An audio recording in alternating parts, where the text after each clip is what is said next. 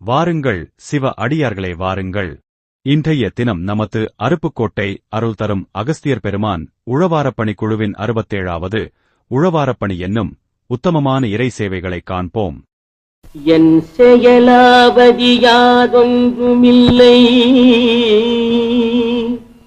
இனி தெய்வமே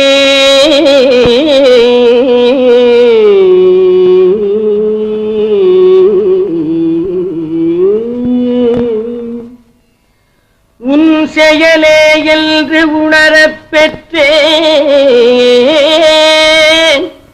இந்த உனெடுத்த பின் செய்த தீவினை யாதொன்றுமில்லை,